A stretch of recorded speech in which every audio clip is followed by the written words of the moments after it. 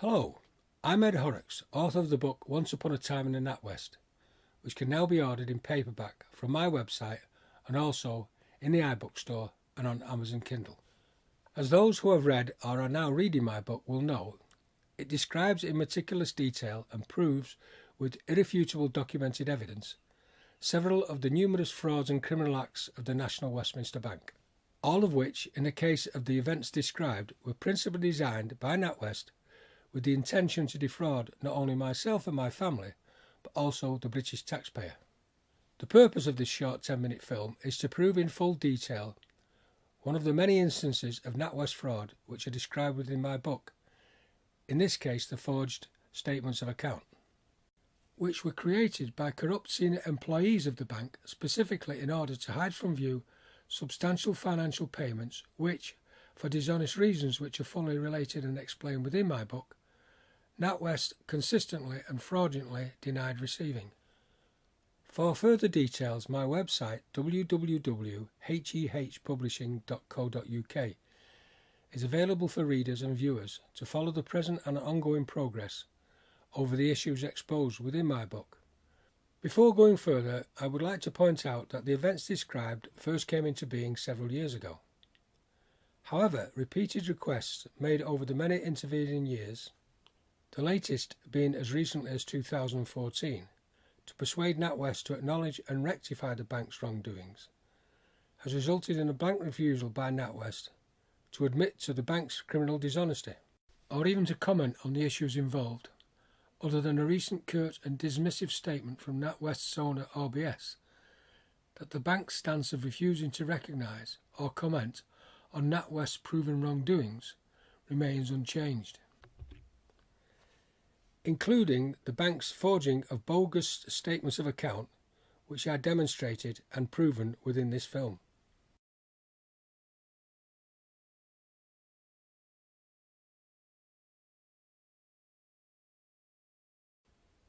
This is an A4 photocopy of an original NatWest statement of account sheet. Sorry for the poor photocopying, but this is how the sheets were reluctantly and belatedly supplied to me by NatWest. To better show the relevant details, here the top and bottom of the page are shown together.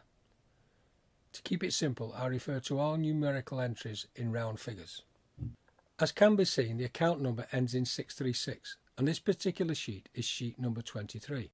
This first entry was made on the 20th of April, when the debt balance was over £15,000. On the 4th of June, £500 in interest and charges was added to the balance, which was now £16,000. At the bottom of the page is shown the unique inquiry reference number, which is included on every page supplied by NatWest's account department to any NatWest employee requesting copies. Reference to other statements of account sheets at hand seems to confirm that the first three numbers are the same throughout any particular account, and the last number is always a 0. In this case, the inquiry reference number ends with 470, a number which we should try to bear in mind as later it will be seen to have great relevance to these NatWest forgeries. This page shows the next sheet in account 636, sheet 24. This first entry was made on the 5th of July when the balance was still at £16,000. On the 28th of October, the £500 in interest and charges was removed from the account and debited to this particular account. This brought the balance back down from £16,000 to the original £15,000. Again, at the bottom of the page is shown the unique inquiry reference number, which being later requested had now changed to 570. Another number which we should try to bear in mind, as it too is of great relevance.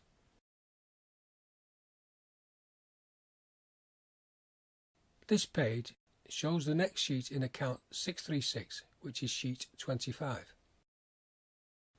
The only reason I have included this page is that it shows what an original genuine NatWest statement of account sheet actually looked like in content and form at the same point in time. Most importantly, here is shown the three 6mm holes which were a normal part of these machine printed pages. Having now established exactly how the original and normal pages appear and what information they originally contained, let's now turn to NatWest's forged statements of account sheets, which were fraudulently substituted and supplied to me by NatWest. The first sheet which NatWest forged was sheet 23. As can be seen, the account number ends in 636 and the sheet is again shown as sheet number 23. Unlike the original genuine sheet 23, there are no transactions shown on this forged sheet. As a result, the 4th of June transaction is missing altogether, and the balance does not change from the original £15,000, which it stood at on the 20th of April. Again, at the bottom of the page is shown the unique inquiry reference number, which has now changed from 470 to 570. Why this happened will be explained shortly. Also, as can be seen, instead of the correct and proper 3 6mm punched holes, here can be seen only 2 5mm punched holes. The second sheet which NatWest forged was sheet 24.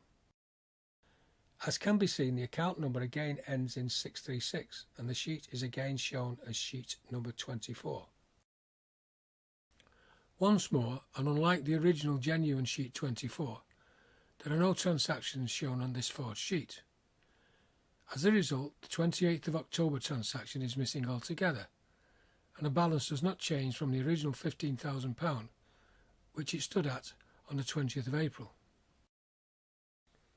Again, at the bottom of the page is shown the unique inquiry reference number, which now once more is 570. So, if we now take all 4 sheets together and inspect the inquiry reference numbers, this is what we get.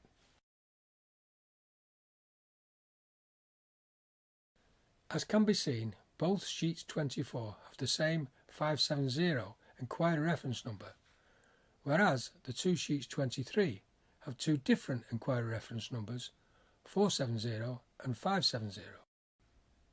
So now we know which forgeries this dishonest NatWest employee produced. Let's now look at how he actually carried out this act of deliberate criminal deception. First, he took the original genuine sheet 24 and photocopied it to make at least 3 sheets of A4 paper, identified by the unique 570 inquiry reference number.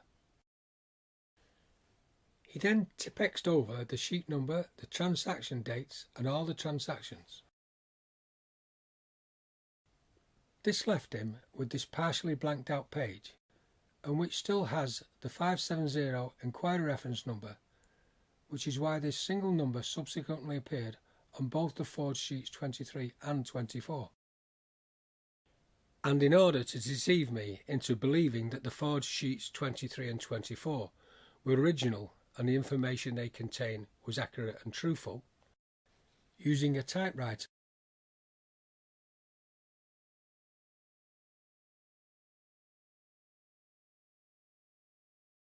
a guillotine and a 5mm hole punch, he then transformed 2 of these A4 pages into 2 10-inch by 7-inch forged sheets 23 and 24, having typed in the new bogus entries which you have already seen.